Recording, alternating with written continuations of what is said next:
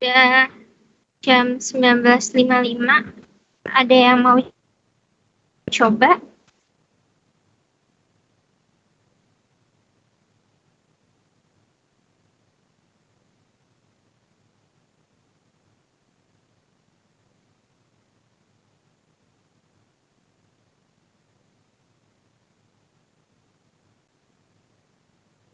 Mana? Ada yang mau coba? Permisi Mbak, Iya, saya izin mau coba Mbak. iya, oke, boleh banget nih, Kezia. Langsung share screen aja, bentar aku stop sharing. Oke, silakan. Oke Mbak, saya izin share screen ya Mbak. Oke, Apakah sudah terlihat ya? sudah. Oke Mbak, izin untuk menjelaskan. Ini sebenarnya dari datanya itu udah kelihatan banget karena cuman before and after treatment, berarti itu udah jelas banget dia pakainya paired sample.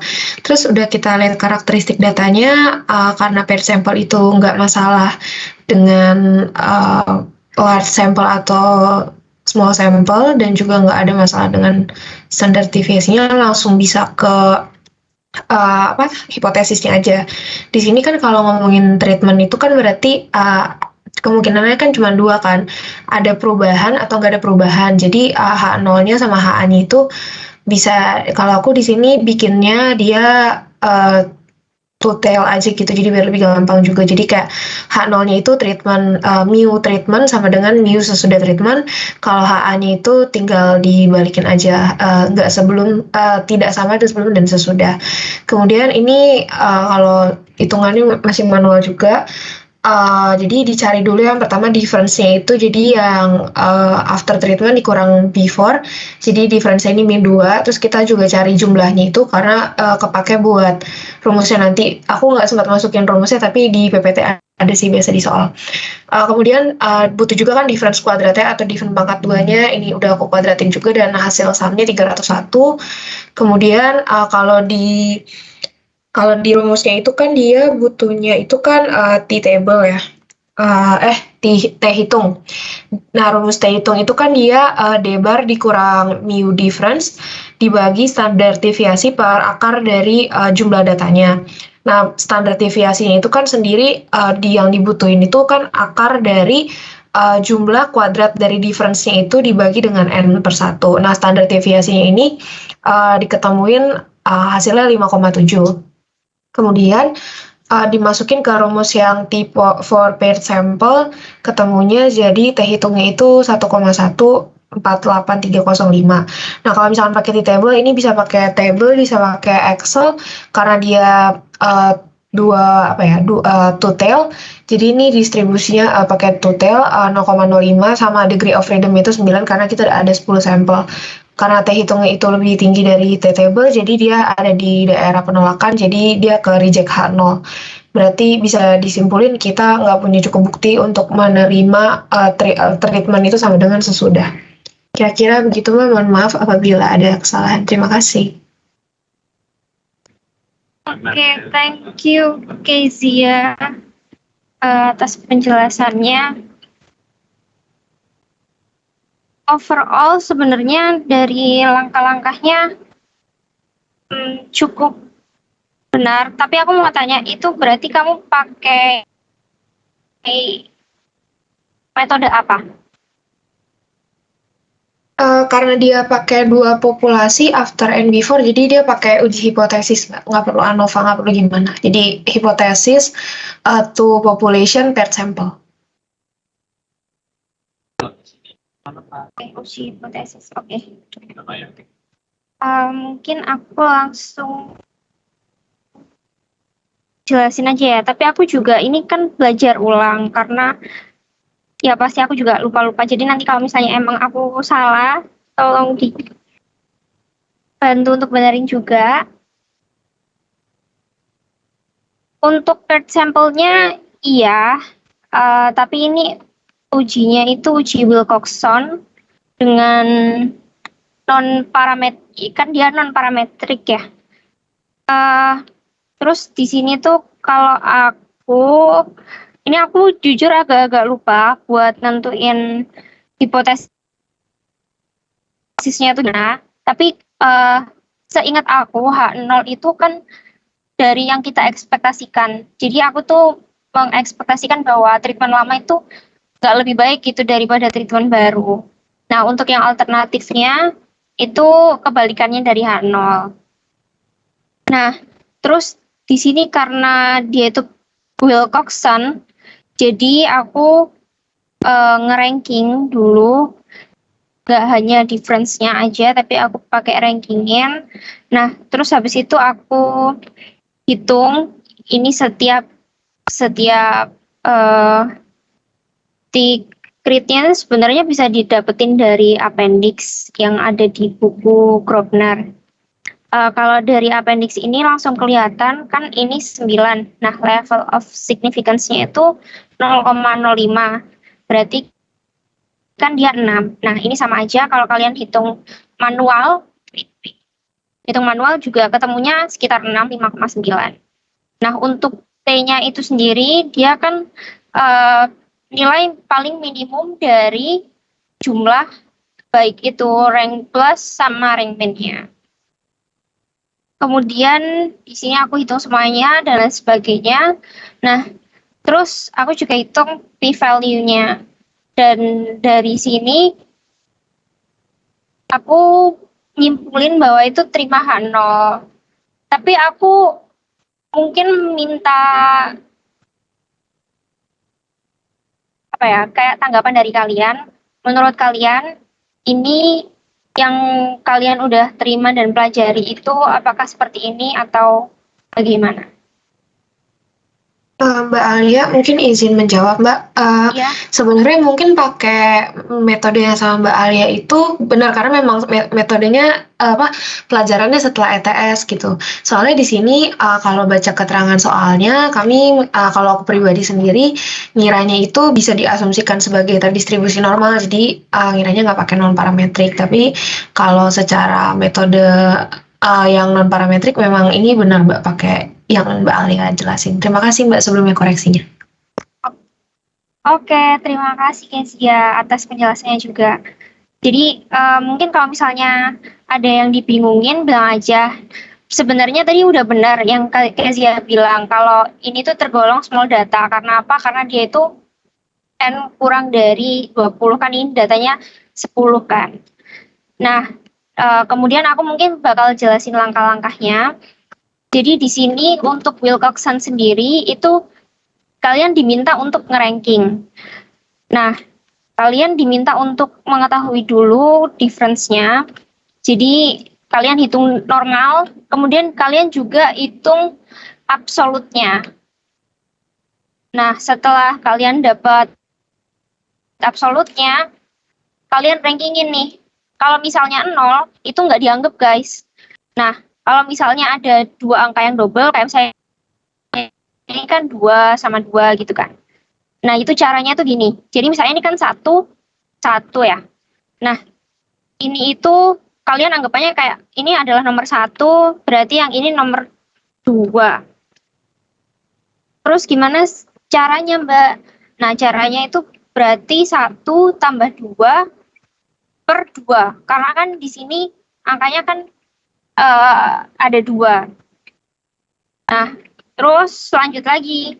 Itu kan tadi udah 1, 2 ya. Nah, kita lanjut. Angka selanjutnya itu ada angka berapa sih difference-nya? Ada angka 2. Di sini tapi ada angka 2 juga. Berarti kan di sini tadi udah 2 ya. Berarti sini 3, ini 4. Nah, kemudian untuk rankingnya itu 3 tambah 4.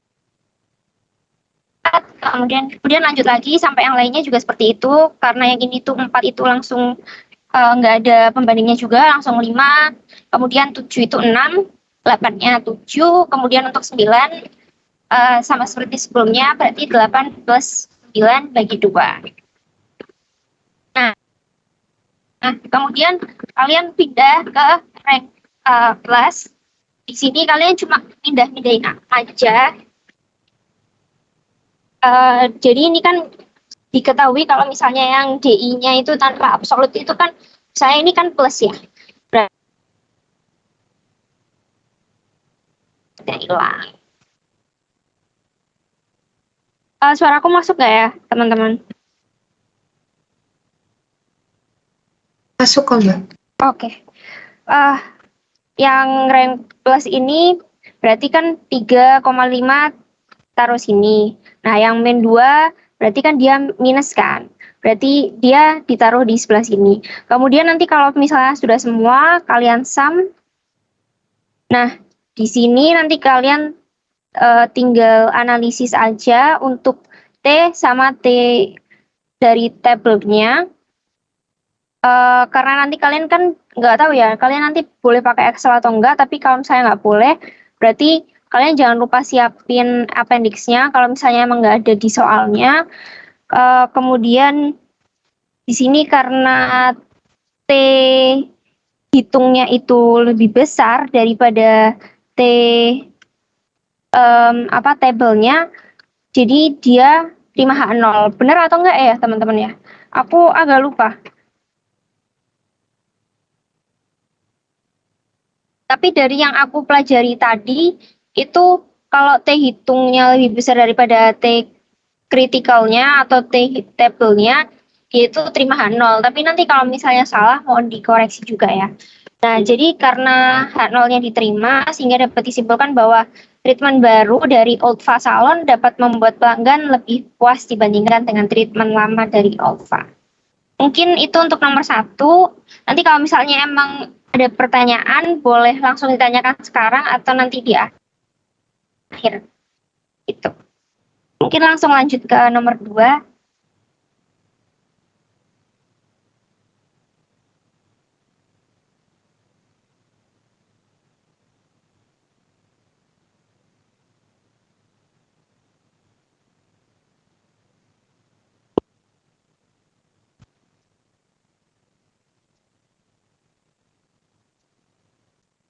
Nomor 2-nya akan dijelaskan oleh Mas Makarim.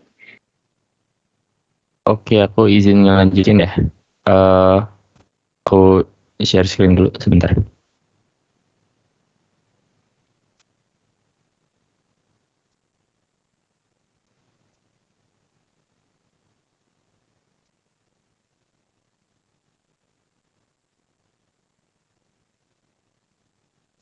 Oke, apakah sudah terlihat teman-teman?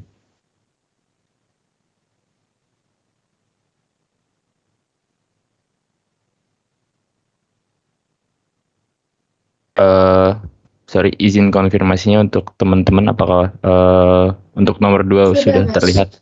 Oke, Sudah, terima Mas. kasih. Mungkin sistemnya akan sama dengan Alia ya. Aku kasih waktu dulu sekitar 10 menit. Nanti kalau ada yang mau jawab bisa langsung raise hand. Mulai dari sekarang ya.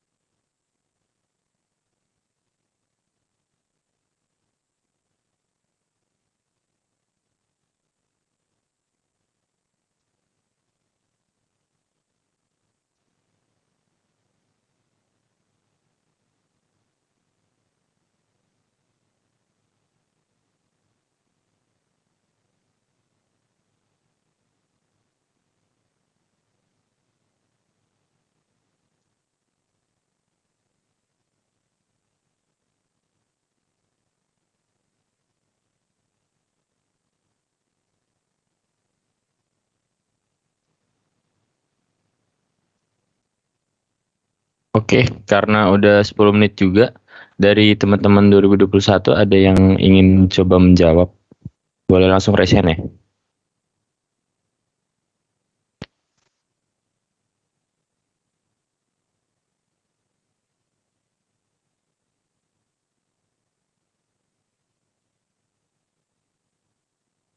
Oke, aku ngelihat Nishe raise hand, boleh langsung di share screen aja. Izin share screen ya, Mas. Oke, silakan.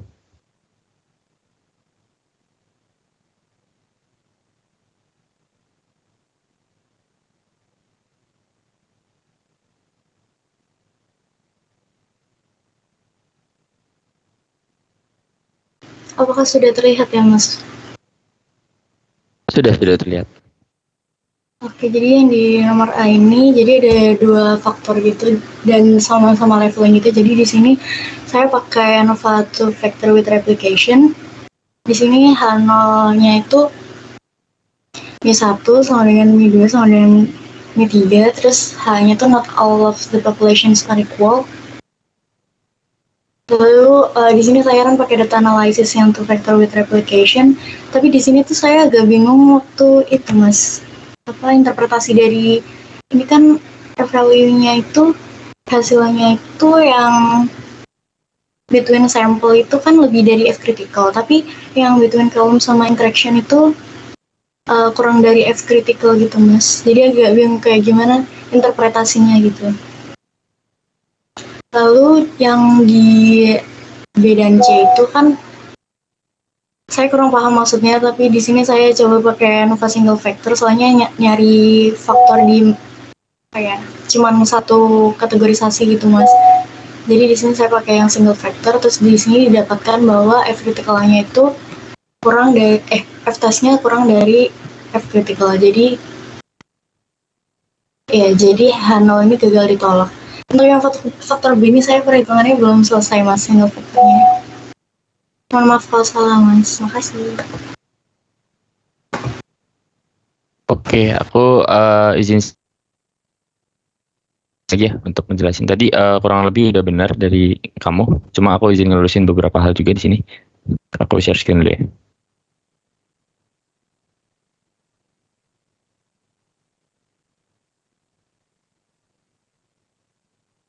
Oke, apakah sudah terlihat? Tadi dari yang kamu kerjain itu udah benar. Cuma mungkin penggunaan untuk B dan C-nya ya. Untuk yang interaksi antar level pada faktor A dan faktor B. Sorry, ini salah tulis. Iya, Mas. Maaf saya kurang paham. Oke. Yang tadi itu mungkin sebelumnya aku mau nanya dulu, yang tadi itu kamu manual atau pakai data analisis ya? Pakai data analisis, Mas. Oke. Aku coba jelasin dulu yang manual ya. Mungkin nanti semisal pas ujian diminta manual, aku jelasin dulu yang manualnya. Yang pertama itu kamu bisa mulai tentuin dulu hipotesis nol dari tiap pertanyaan yang diminta ya. Tapi untuk sekarang kan emang untuk ANOVA with replication ini dia bisa digunakan untuk beberapa hal juga. Tapi intinya itu membandingkan perbedaan rata-rata dari 2 atau lebih data gitu. Nah, di sini ada beberapa hal yang harus kamu lakuin dulu. Kamu bisa bikin count dulu, mean sama variance dari tiap faktor dan levelnya. Dan di sini bisa kamu pakai rumus count. Ini dihitung satu-satu ya, pokoknya intinya dihitung ada berapa kali replikasi segala macam. Dan lalu bisa kamu sum juga, dan nanti kalau bisa tuh dibikin seperti ini karena semuanya bakal dipakai untuk menghitung source of variation yang nantinya ada SS, degree of freedom, MS, F, p-value, F-crit. Tapi intinya kamu bisa ngelakuin count, mean, dan variance dulu. Ini aku kasih tahu rumusnya aja. Untuk mean ya udah jelas average, dan ini bisa dilakuin per level dan per faktor juga.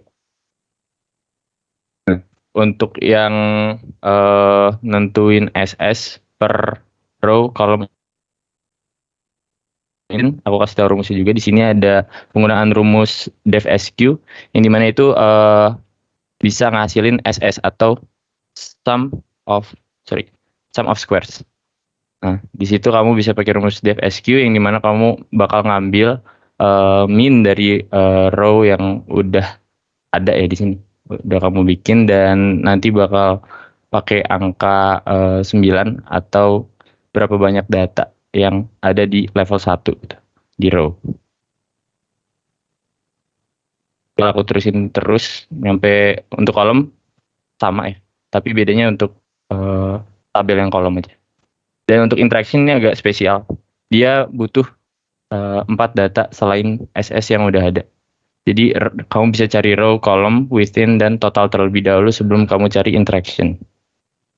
Dan untuk within, itu kamu bakal butuh nilai-nilai dari variance yang udah ada. Dan bakal butuh juga kasih dibanding 1. Nah, untuk total juga agak spesial, kamu butuh degree of freedom terlebih dahulu dan MS. Yaitu MS itu mean of squares. Aku bakal kasih tahu rumusnya juga. Tapi mulai dari degree of freedom dulu ya. Yang kita tahu degree of freedom itu N-1 atau K-1. Untuk row, karena di sini cuma ada 2 level. Jadi 2 dikurangin 1 maka 1. Untuk kolom juga di sini ada 3 level di kolom. Level 1, level 2, dan level 3. Dan dikurangin 1 juga jadi 2. Untuk interaction ini per degree of freedom dari row dan column. Dan untuk within ini yang agak spesial juga, kamu butuh 4 data sisanya. Dan dari total, kamu bisa hitung dulu ada berapa total data yang ada. Di sini ada 18 dikurangi dengan 1. Lalu kamu baru dapat within yang dimana 17 dikurangin sisanya. Dan untuk MS atau mean of squares, kamu bisa membagi SS atau sum of squares dengan degree of freedom. Dan ini berlaku untuk bawahnya juga ya. Nah, khusus yang paling untuk yang total dari MS ini, kamu bisa dapat dari variansi dari seluruh data.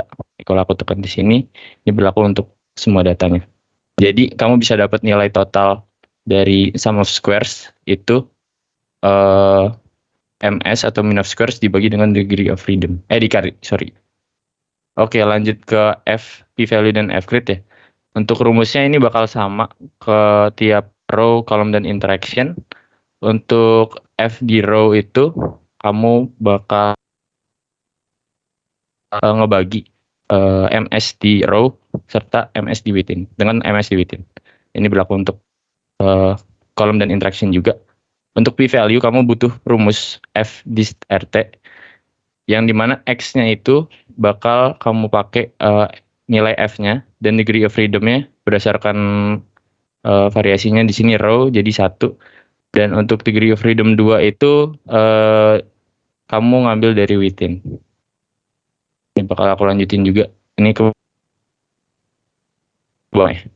Dan yang terakhir untuk F-grid, probability-nya itu berdasarkan alpha yang udah ditentuin. Di sini 0,05, maka aku masukin 0,5, dan degree of freedom 2 itu berdasarkan degree of freedom 1 itu berdasarkan variasi apa? Di sini row maka 1, dan untuk degree of freedom 2 tetap menggunakan within. Nah, di sini kamu udah dapat semuanya tadi, udah benar juga kalau pakai data analisis kurang lebih sama jawabannya seperti ini, dan tinggal ke interpretasi dari tiap hal yang diminta ya. Untuk yang nomor 1 itu apakah terdapat interaksi antar level pada faktor B dengan level pada faktor A. Tadi yang kamu jawab itu udah benar. Jadi faktor A dan faktor B itu kesimpulannya tidak ada interaksi karena F-grid lebih besar dari F-interaction. F-test interaction, sorry. Nah, untuk yang 2 selebihnya tadi kamu sempat bingung. Sebenarnya itu bisa langsung pakai nilai, kamu bisa nyimpulin langsung dari 2 data yang udah. Kalau tadi ditanya interaksi aja, di sini kan ditanya interaksi, yang 2 lainnya itu ditanya perbedaan pada per levelnya aja gitu kan. Nah, di sini itu kamu bisa langsung ambil data, semisal yang ditanya itu faktor A, karena faktor A itu dia kolom ya, dan ke bawah gitu, ada 3. Jadi kamu bisa langsung ambil data dari kolom di sini. Jadi F-grid untuk kolomnya itu 3,88 dan F-test untuk kolomnya itu 2,7. Dan berdasarkan kesimpulannya, F-grid lebih besar dari F-test, maka terima 0 dan tidak ada perbedaan rata-rata. Dan untuk yang C, tadi itu faktor B ini, sorry, aku belum ubah di sini. Untuk faktor B itu menggunakan row karena di soalnya itu faktor B merupakan baris. Dan F-grid dan F-testnya bisa kamu ambil juga dari row di sini. Tadi yang ya sempat kamu bingung juga, itu bisa pakai yang di sini kan ya. F-grid 4,74 dan F-testnya itu 5,75. Dan dapat disimpulkan di situ bahwa tolak H0 dan terdapat perbedaan. Dan sebenarnya itu tadi kamu pakai data analisis juga udah bisa dan kurang lebih hasilnya sama. Itu. Ya, mungkin dari Nisha tadi ada yang masih dibingungin atau sudah cukup? Mau mastiin aja Mas, berarti kalau yang interaksi antara level faktor A dan B itu berarti dia yang pakai yang interaction ini ya Mas? Iya, betul. Jadi untuk interaction ini itu berlaku untuk kedua faktor. Dan untuk row itu berlaku untuk row-nya aja gitu. Dan kolom juga untuk per kolom aja. Baik Mas, bisa dipahami. Terima kasih Mas. Oke, sama-sama. Mungkin bisa dilanjut dulu ya. Semisal ada pertanyaan lebih lanjut bisa di akhir karena tadi aku sistem ngikutin sama Alia. Jadi bisa lanjut ke pertanyaan selanjutnya dulu. Silakan Alia. Oke, thank you, Mark. Mungkin sebelum aku lanjut, aku mau sedikit revisi tadi yang sebentar. Jadi tadi itu karena ini ku salah, jadi ini harusnya benar ya, tolak H0. Jadi karena H0 yang ditolak, jadi peluanggannya itu nggak puas gitu. Mungkin itu sedikit revisi. Aku lanjut ke soal berikutnya.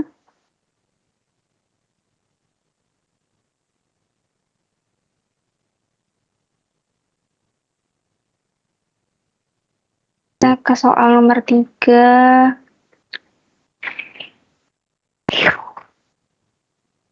Di soal nomor 3 ini, kalian diminta untuk menganalisis hubungan antara jumlah jam konsultasi dan total proyek terhadap total perolehan biaya. Jadi di sini aku mau tanya, yang independen yang mana, yang dependen yang mana? Ada yang mau bantu jawab?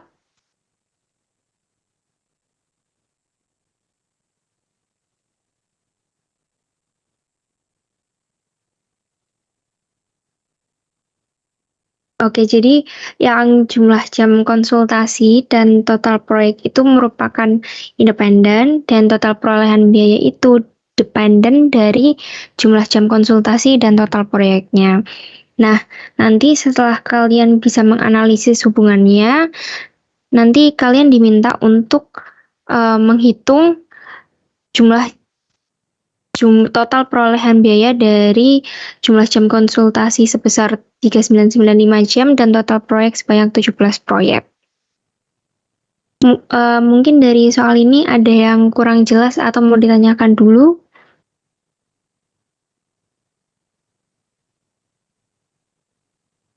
Apakah sudah aman, teman-teman?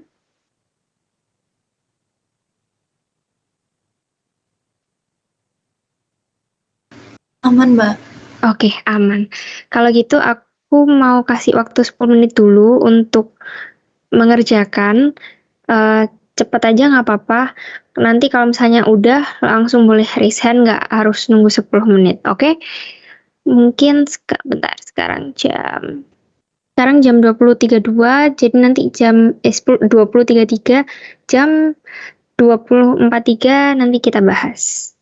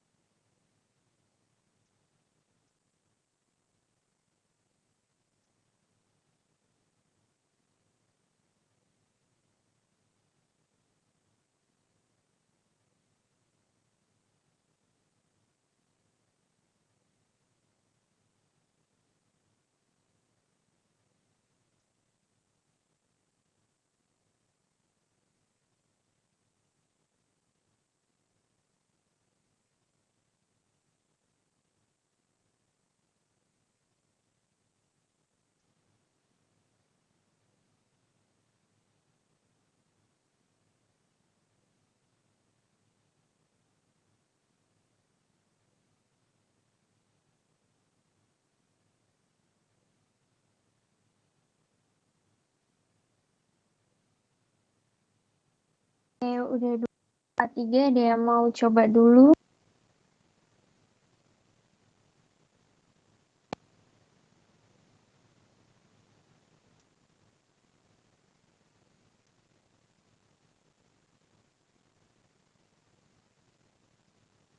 Gimana teman-teman?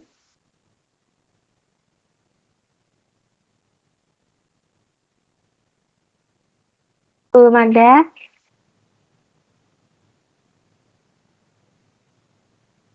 Oke, mungkin kita langsung lanjut ke pembahasan. Udah terlihat ya?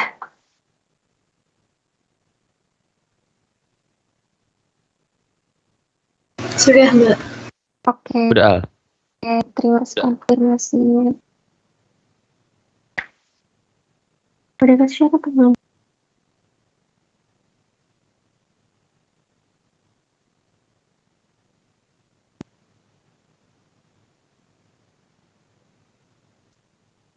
Untuk soal nomor 3 ini, karena kita mau mengetahui hubungan, mungkin aku mau tanya dulu. Apa yang kalian ketahui terkait dengan regresi sama korelasi? Ada yang bisa jelasin dulu nggak perbedaannya?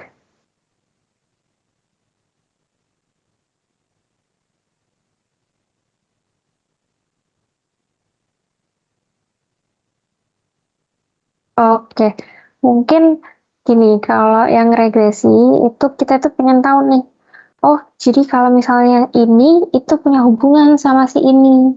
Nah, tapi kalau yang korelasi itu kita pengen tahu seberapa kuat korelasi antara misalnya jumlah jam konsultasi sama total perolehan biaya. Itu misalnya kalau yang korelasi. Nah, karena di sini kita pengen tahu hubungannya, hubungan antara aku dan kamu, hubungan antara jumlah jam konsultasi, total proyek, sama total perolehan biaya. Jadi, kita menggunakan regresi. Nah, mungkin secara gampang kita bisa pakai data analisis. Di sini langsung bisa diketahui, udah tahu kan ya caranya pakai data analisis untuk regresi gimana?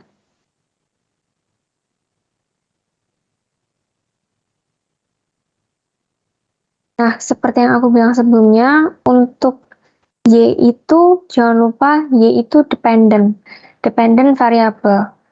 Di sini kalian bisa plotting untuk Y-nya itu total perolehan biaya, karena total perolehan biaya itu dependent terhadap jumlah jam konsultasi sama total proyek. Itu kan yang kita ingin tahu. Nah, untuk independent variabelnya itu ada X1 sama X2. Nah, karena ada 2, langsung aja nih kita langsung plot 2. Kemudian kita centang labels. Nah, kemudian kita pilih output range-nya. Terus kita okein. Kalau misalnya mau ada residuals-nya juga jangan lupa dicentang residuals sama residual plots-nya. Kemudian kita oke. Terus di sini bisa kita dapetin untuk intercept-nya itu sekian, kemudian jumlah jam konsultasi itu 41,87, dan untuk total proyeknya itu 242.997,8. Untuk residualnya sendiri itu sekian. Nah, kemudian kita bisa ambil konklusi bahwa nah, kita tadi mau tahu ya hasil analisisnya, jadi kita bisa tahu untuk formula Y-nya itu kita bisa dapat dari intercept ditambah dengan jumlah jam konsultasi dikali X1 dan juga total proyek dikali dengan X2. Kemudian biasanya itu juga ada model error. Nah, iya, halo. Maaf memotong penjelasannya, tapi kalau di share screen saya, ini Mbaknya masih belum ada hasil dari regresinya sih, Mbak. Maaf. Oh, serius? Bentar, Iya, sebentar. Ya, maaf sebelumnya, Mbak. Ada di mana sekarang? Ini baru Share terlihat, screen-nya. Mbak. Oh, ini baru terlihat. Oke, tadi kelihatannya apa? Cuman tabel datanya aja, Mbak. Sekarang baru kelihatan hasil regresi. Oke, thank you. Thank you konfirmasinya, Kezia. Mungkin aku agak ulang sedikit ya. Jadi untuk regresinya itu, ini kan hasilnya diperoleh dari data analisis. Kalau aku harap kalian juga udah tahu untuk Y-nya itu dependent, untuk X-nya itu independent. Nah, karena di sini itu total perolehan biaya itu dependent, jadi nanti Y-nya itu yang masukin adalah total perolehan biaya. Nah, kemudian dari hasilnya itu kan diperoleh intercept, kemudian juga jumlah jam konsultasi sebagai X1 dan juga total proyek sebagai X2. Kemudian kita masukkan ke formulanya. Formulanya Y itu apa? Formulanya Y itu dari intercept atau B0, kemudian B1 dikali X1, kemudian B2 dikali X2. Nah, B1 itu apa? B1 itu koefisien dari X1. Nah, koefisien regresi dari X1. Jadi, koefisien regresinya itu kan dari X1 itu 41,87 ya. Kita plottingin di sini, kemudian untuk X2-nya total proyeknya itu 242.997,83 X2. Nah, biasanya untuk Y sendiri itu juga ada model error. Nah, jadi kita tambahkan model error itu diperoleh dari standard error. Standard error yang ada di sini. Nah, dari situ kita bisa dapat bahwa kalau misalnya diekspektasikan X1-nya itu 3995 jam, X2-nya itu 17 proyek, akhirnya nanti di tahun ke-18 itu bisa diperolehnya itu sekian. Sampai sini bisa dipahami teman-teman atau mau ada yang tanyain dulu? Masih bisa, Mbak, kalau dari aku. Oke, thank you konfirmasinya. Untuk manual calculation, jadi aku tadi, ini kenapa jadi error ya? Bentar ya, friends. Untuk manual calculation, aku tadi sempet coba, tapi aku belum bisa dapetin hal yang sama. Sebenarnya, untuk tata caranya, itu kalian pertama menghitung dari kuadratnya setiap independen variabelnya. Nah, nanti kalau udah, kalian kali sama dependent variable. Bukan, maksudnya gini. Jadi kalian cari kuadratnya dari independen variabel. Jadi kan di sini independen variabelnya kan ada 2 ya. Ada X1 sama X2. Nah, setelah kalian dapetin, kalian cari hubungannya antara independen sama dependen. Kemudian kalian kalikan. Nah, kalau misalnya udah dapat, karena di sini multiple linear regression, kalau misalnya linear regression aja segitu udah cukup. Tapi kalau ini multiple kan, jadi ini ada X2 kali Y juga, dan juga X1 kali X2.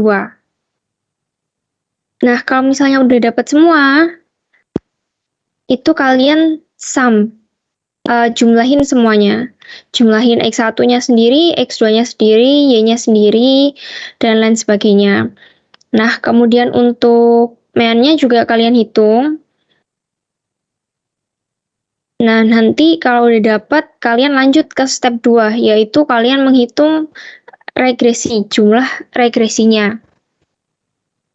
Di sini, untuk rumusnya yang X1 kuadrat, jumlah regresinya dari X1 kuadrat itu X1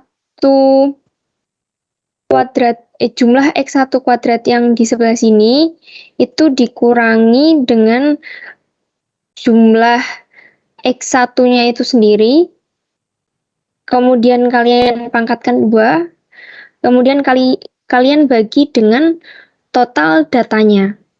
Nah, di sini bisa diperoleh bahwa sekian itu untuk X1 kuadratnya, kemudian lanjut untuk X2 kuadratnya juga seperti itu juga. Untuk X1Y-nya itu ini X1Y yang kalian udah peroleh. Jadi jumlahnya X1Y, kemudian kalian kurangi dengan X1 dikali Y, kemudian kalian bagi total data. Jadi pada intinya itu kalian kalau misalnya udah dapet nih sum dari ini semua, nah dari setiap yang kalian peroleh ini, itu kalian kurangi dengan yang ini. Jadi misalnya nih kalian mau cari yang X1 kuadrat untuk regression sums. Berarti kan jumlah dari ini dikurangi dengan X1 ini tapi dikuadratkan, kemudian kalian bagi dengan total data. Misalnya yang ini, X1 dikali X2. Itu berarti jumlah dari X1 kali X2 ini, itu kalian kurangi dengan jumlah X1 dikali jumlah X2, kemudian kalian bagi total data. Nah, setelah itu kalian menghitung untuk B0, B1, dan B2-nya. Nah, di sini aku agak takut kalau misalnya aku sesat untuk bagian ininya. Tapi sejauh yang aku pelajari tadi, itu untuk B1-nya itu dari ini X2 dikalikan sama ini X1 kali Y, kemudian dikurangi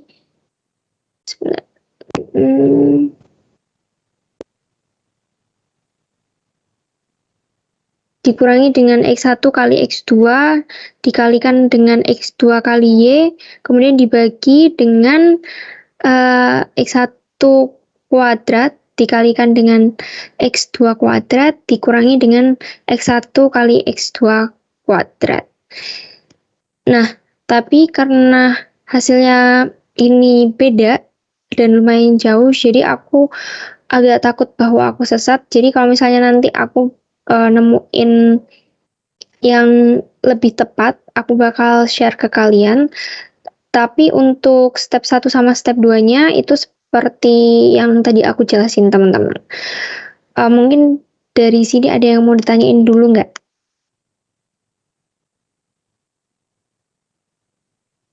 Ini untuk yang manual calculation. Mungkin kalau yang kalian nanti manual calculation-nya nggak akan seribet ini sih harusnya, karena kan terbatas waktu juga ya.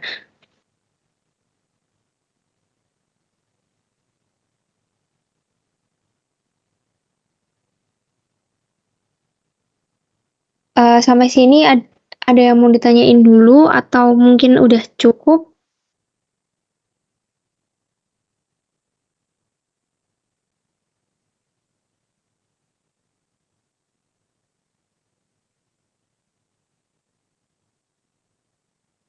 Ini aku masih share screen hal yang sama kan ya? Udah cukup sih, Mbak. Oh, Masih oke. kok sama. Oke. Oke, thank you konfirmasinya. Mungkin bisa langsung lanjut ke soal berikutnya. Nanti kalau misalnya ada yang mau ditanyain, boleh di akhir atau mungkin nanti chat aku aja.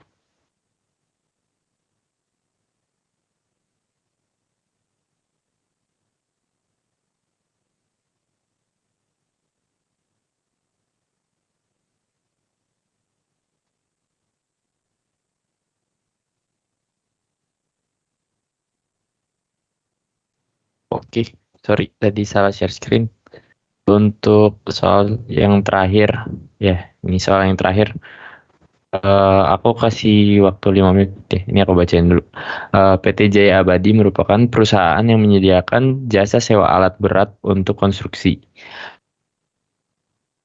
PT Jaya Abadi ingin mengetahui apakah banyaknya pemesanan selama 6 bulan observasi mulai dari Januari sampai dengan Juni merupakan uniform distribution dan dengan total 120 penyewaan.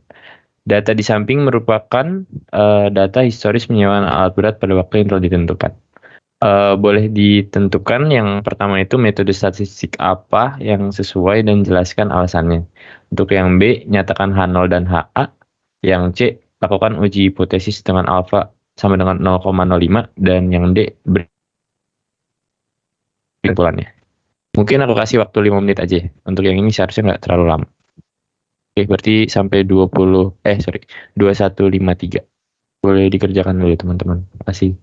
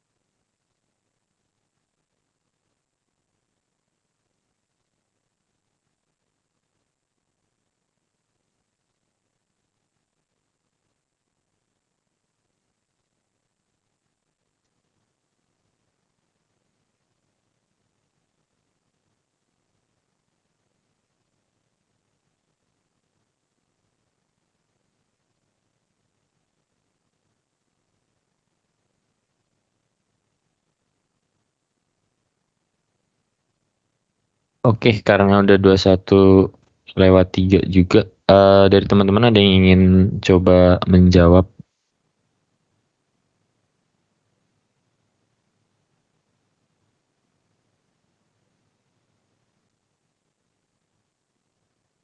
Aku kasih waktu 1 menit ya.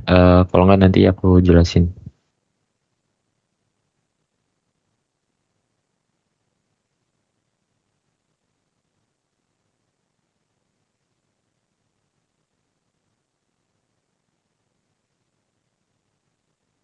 Boleh langsung resen ya teman-teman yang mau coba jawab.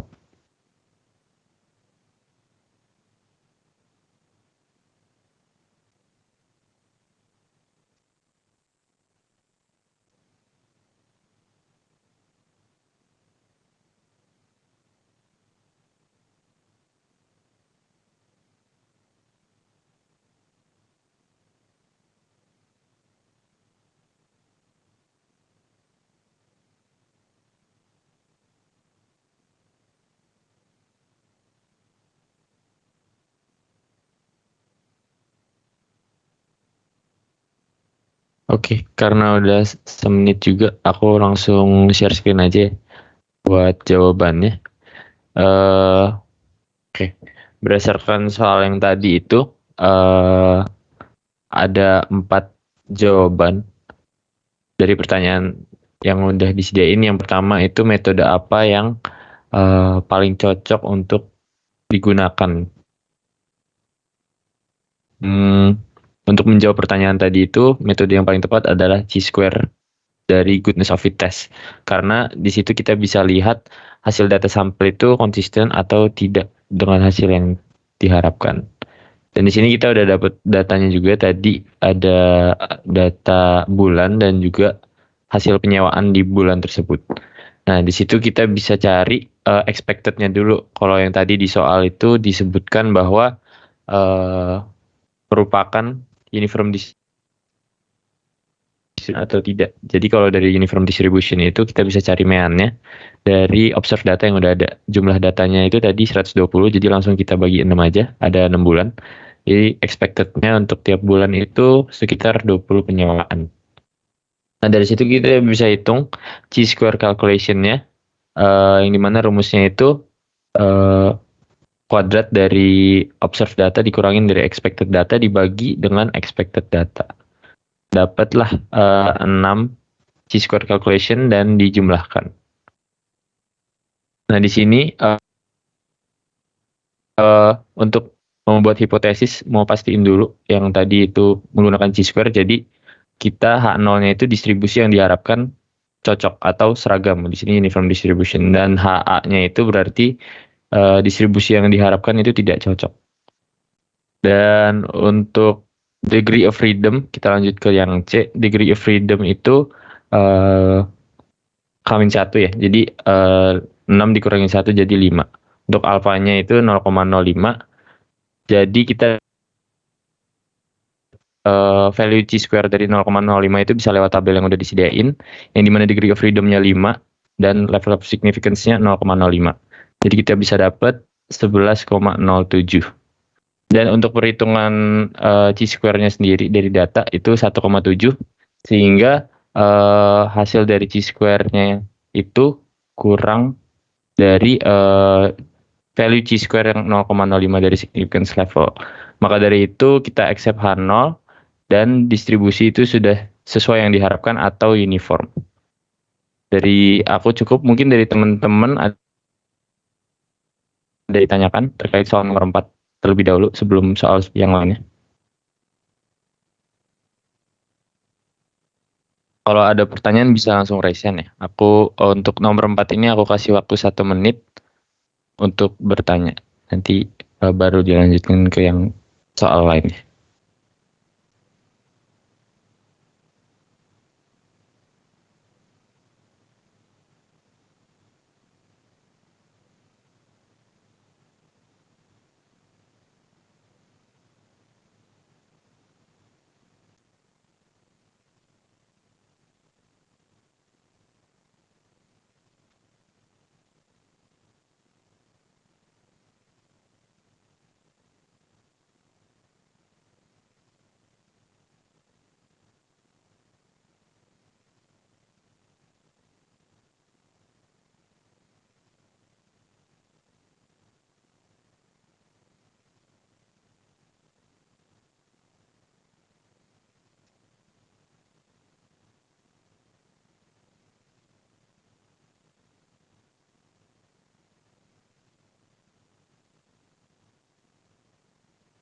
Oke, karena udah semenit dan belum ada yang bertanya, aku tanyakan kembali untuk soal 1, 2, atau 3. Apabila yang masih ada yang dibingungkan, boleh langsung ditanyakan di sini.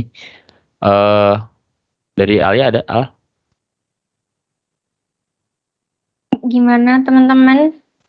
Ada yang mau ditanyakan kembali, ada yang kurang jelas, atau mungkin mau dikonfirmasi atau klarifikasi? Kalau dari saya sudah jelas semua sih, Mbak. Masih belum ada pertanyaan. Alhamdulillah. Kalau misalnya kalian ada pertanyaan, nggak apa, langsung tanya aja. Entah sekarang atau mungkin nanti, baik gitu lewat chat, atau mungkin kalian bisa ke asisten masing-masing juga boleh.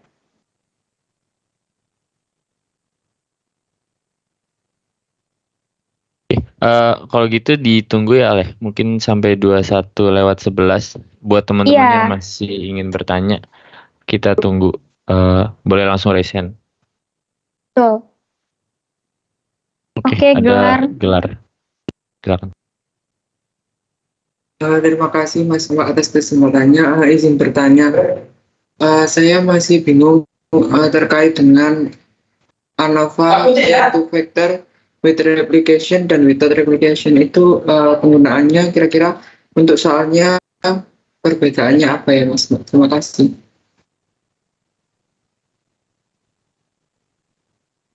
Oke, aku izin jawab ya, Gelar. Untuk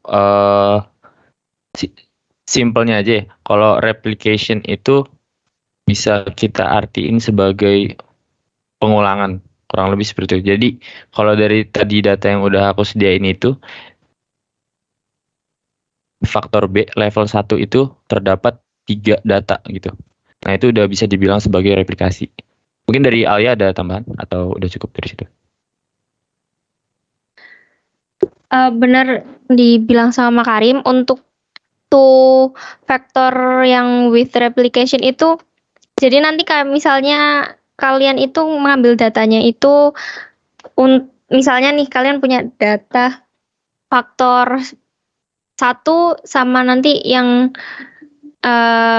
berikutnya itu kayak yang faktor lainnya itu misalnya kayak ada 3 gitu. Nah, itu tuh berarti pakai yang replication. Kan dia ada 3 replikasi tuh. Nah, tapi kalau misalnya without replication, berarti dia itu yang ya udah kalian cuma ambil satu data aja. Jadi untuk semua faktornya itu cuma satu aja tanpa ada replikasi satupun gitu. Udah dipahami belum, Gelar?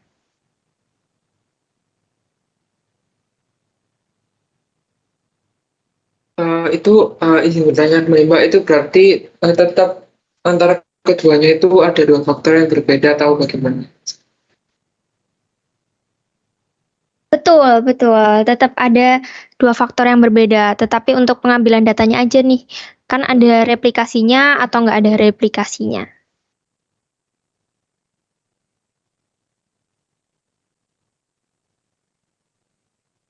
Oke, baik. Terima kasih Mas Mbak. Ini udah jelas atau belum jelas? Kalau belum jelas nggak apa, bilang aja, Gelar.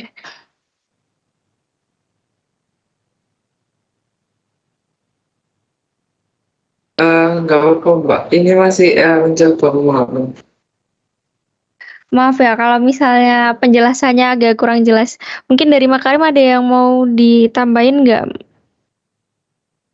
Dari aku cukup sih, paling patokannya kalau dari soal yang tadi ya, Gelar, karena di faktor B itu levelnya terdapat 3 data, itu bisa dihitung replikasi. Tapi kalau misalnya dari faktor B level 1 atau 2 itu cuma nyediain satu data nih. Nah, itu mungkin belum bisa dibilang sebagai ada replikasi gitu. Itu aja sih dari aku.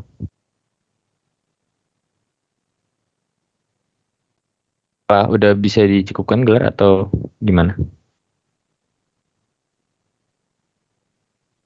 Oh, paham. Itu berarti misal ada durasi belajar sama minum kopi itu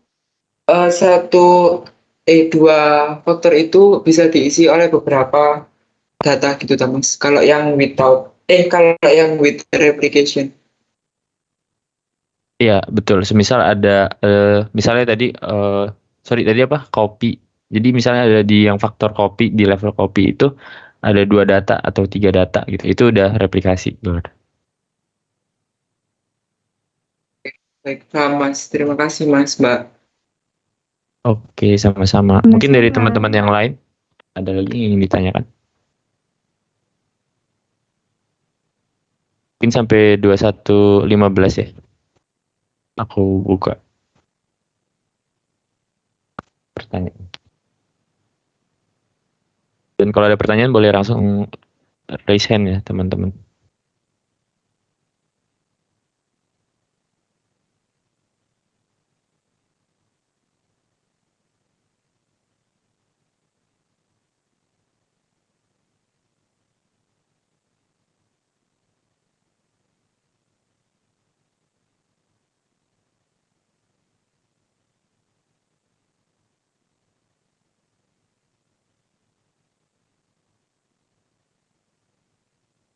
Gimana teman-teman? Ada lagi?